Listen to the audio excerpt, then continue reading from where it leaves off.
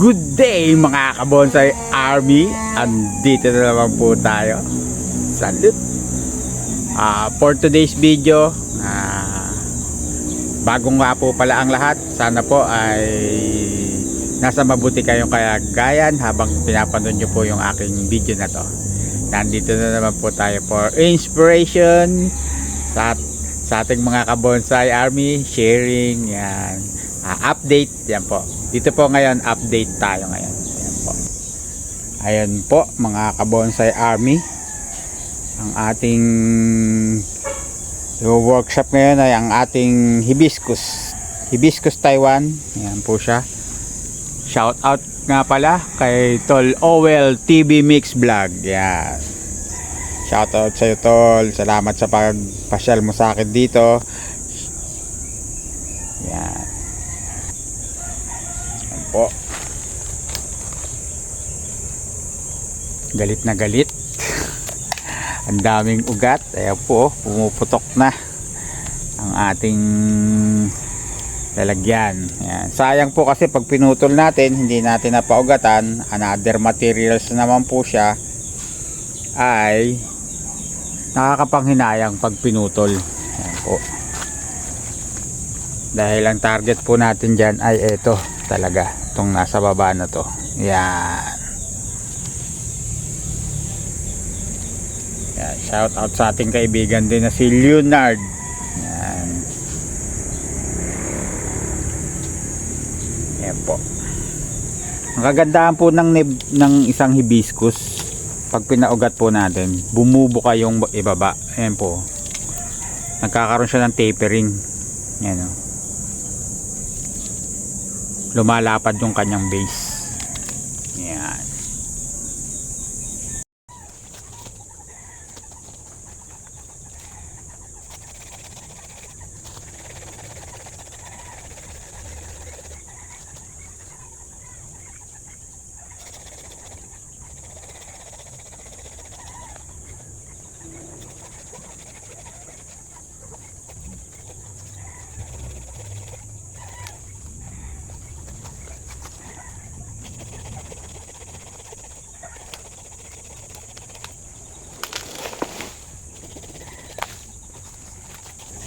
Ayan po, naputol na natin siya.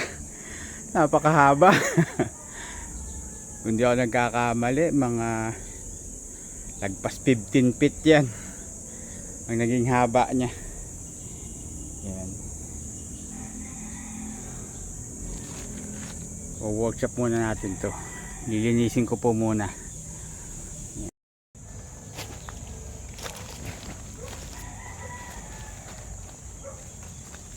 I-clean cut na natin.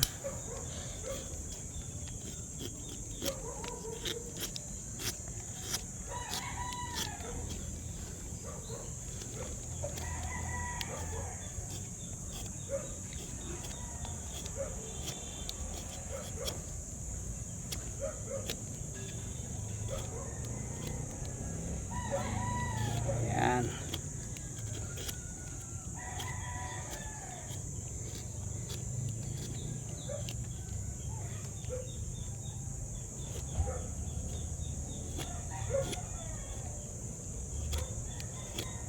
Kaya kung mapapansin nyo po, pa-slide, may napanood po tayo na isang vlogger na nagtuturo naman siya kung paano daw maiwasan yung pagkabulok ng mga pinagputulan. Kailangan daw slided para yung tubig ay i-slide lang, hindi katulad po ng plain cut, ibig sabihin level na pag-i-stackan ng tubig. Yun ang sabi niya. Pero dahil tayo naman po na mga bonsaiista, may nilalagay tayong mga cut paste, yung mga cut paste, mga stick well, glue, yan. Yun, nakakatulong po yun kahit na flat, hindi yan mabababada ng tubig. Pero ginawa na din po natin para maganda. Saka po ito ang magiging bago, nawa ito ay magiging bagong pinaka apex nya, trunk, flow ng trunk. Ito, ayan.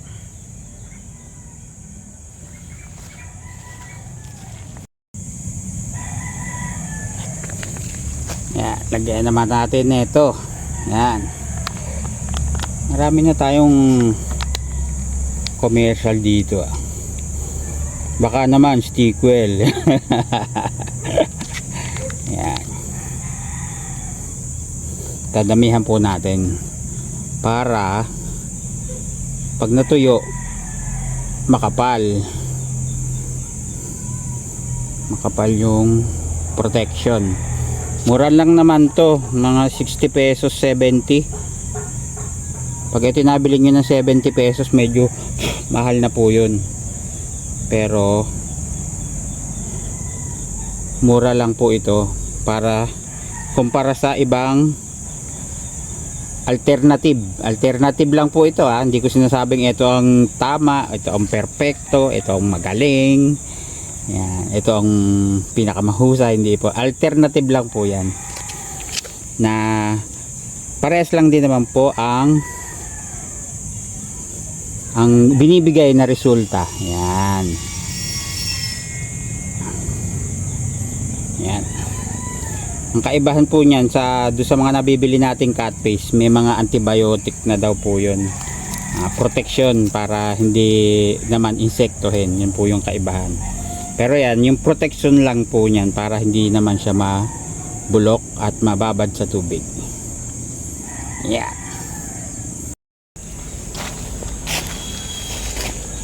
Ito naman ang ating i-workshop.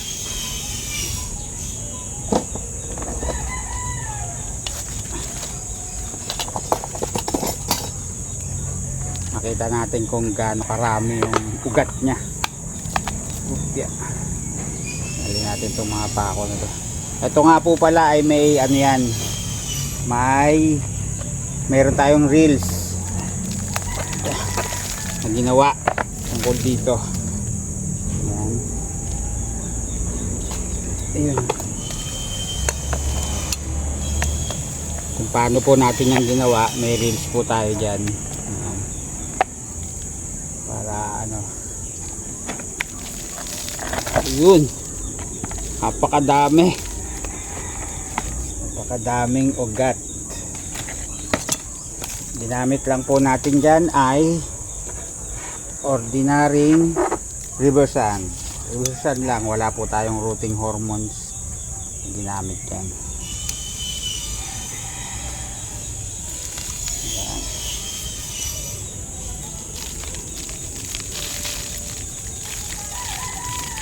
Babawasan natin yung mga ugat, excess lang naman yan.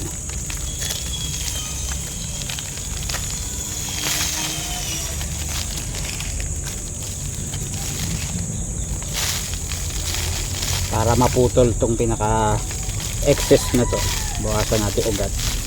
Wala po yan magiging masamang epekto.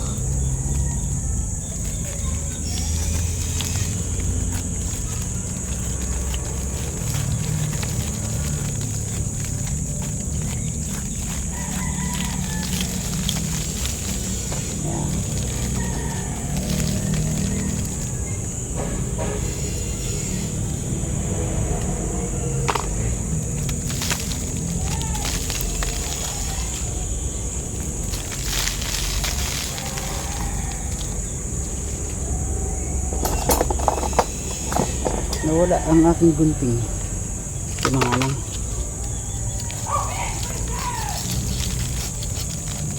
Puputulin po ito. Yan.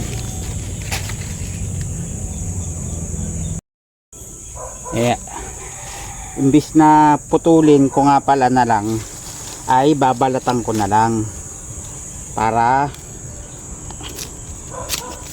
mabubulok din naman siya. Yan. Babalatan natin para walang paglabasan ng ugat. Ayan.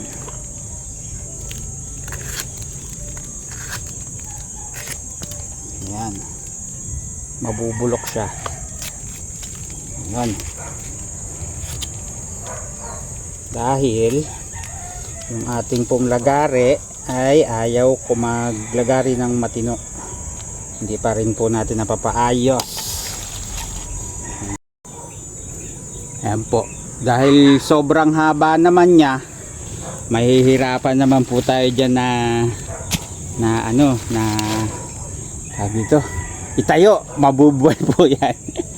Kaya puputulan po natin yan hanggang doon. Yun. Magtitira po tayo ng sanga kasi meron tayo na experience na tong kabuuan ng katawan na to itinanim, walang usbong, kahit po yung healthy yung mga roots ay namatay. Pero yung mga sumunod po natin na ginawa, yan, may mga dahon na katulad po nung isa na yon. Ayun, ito yan po yung isa sa mga malaking natin, hibiscus. Yan, mamaya puntahan po natin yan. Putulan ka muna to dito, yan, dito sa side na to, yan.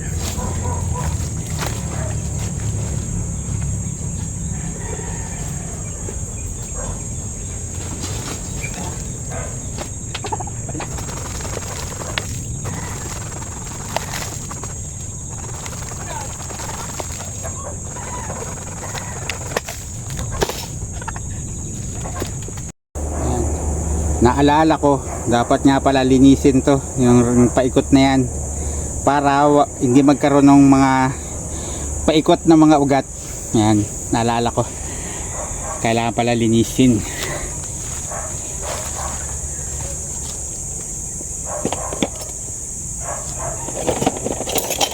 Bawa natin yung ating blue, kasi pag gumulang magkakaroon ng mga paikot na ugat.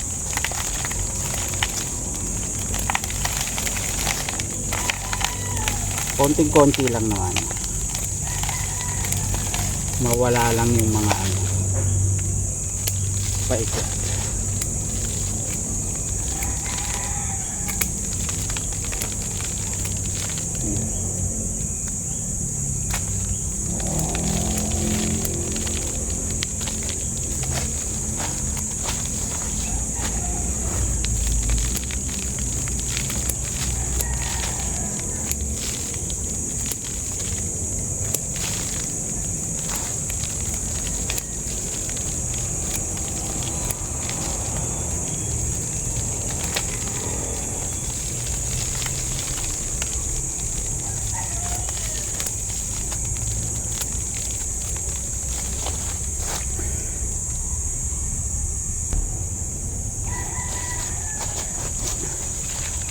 Ayan po, nalinis na natin.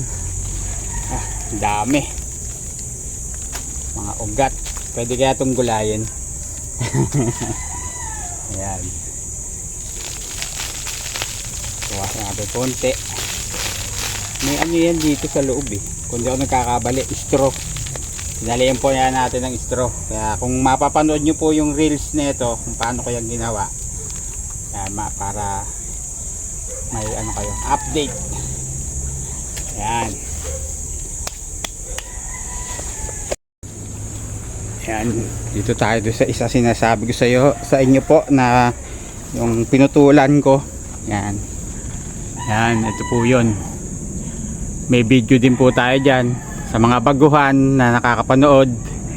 Ayan. May video din po tayo dyan na yan ay ating pinutol. Ayan. Yan po, dahil sa sobrang haba niya, ayan, pinutulan po natin. Pero yan po, mga bagong shoots po yan. Ayan. Yung mga tumubo na yan. Ito yung dati. Yan po. Ito po yung itinira natin. Kung hindi ako nagkakamali, ito yon. Tapos tinubuan siya ng mga bagong shoots. Ayan po. Ayan.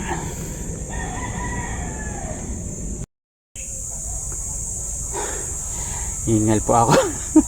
Medyo iningal po ako dahil paglalakad. Ayan. Kaya puputulin na po natin yung video natin na to, dahil maya maya po papahinga po ako saglit, tapos maghuhukay ako ng pagtataniman nito doon sa aking rektahan dyan, sa aking lupain. Yan. Para pahinga lang po, medyo hiningal po tayo. Kaya sana po nakapag-update ako sa inyo kung paano ko yan yung nakapag-update po ako sa mga ginagawa po natin. yung kung ito ba yung nagtagumpay, ito ba yung namatay, yan. Katulad po nung halimbawa po, hindi ko na po na-video kasi po medyo nagdamdam tayo. Yung isa nating hibiscus, kung makikita nyo po sa reels ko, yung in-split ko, yung nakaganon, yun, tapos binuka dito sa side na to, namatay po siya. Nag-usbong na po siya, mga ganto kahaba, namatay po dahil sa doggy. Yan, nasagi po siya. Nakita po natin bunot na. Medyo umasa tayo na umuulan, hindi natin napapansin na hindi ko napupuntahan. Yun po, nung nakita po natin ay patay na siya dahil siya ay nabunot. Yan. Nakakalungkot pero ganun talaga, wild animals sila, hindi nila alam yung value ng ganun. Yan. Kaya kailangan yun, kahit po sa tao ganun din po dapat tayo. Kung nakagawa man sila sa atin ng mali, bilang lingkod ng Diyos, bilang naniniwala sa Diyos, matuto tayong magpatawad. Sa atin magmula ang pagpapatawad, sa atin magmula ang pagbabago. Yan, hindi sa ating kapwa. Huwag po natin sabihin magbago muna kayo bago ako magbago, magpatawad ka muna bago kita patawarin. Hindi po. Bilang lingkod ng Diyos, bilang taong mga naniniwala sa Diyos, kung sino man yung Diyos nyo. So, yan. Pero doon tayo dapat sa tunay na Diyos. Yan. Joke lang po yung binanggit ko na yan. Joke lang po yung isa. Yan. Na tayo naniniwala sa iisang tunay na Diyos, mauna tayong magpatawad. Dahil pag tayo nagpatawad, gagaan na po yung pakiramdam natin. Ang blessing ng Panginoon, tutuloy-tuloy sa atin. Yan. Kaya hanggang dito na lang po mga Kabonsai Army. Stay safe po sa ating lahat. God bless. Salute. Adios.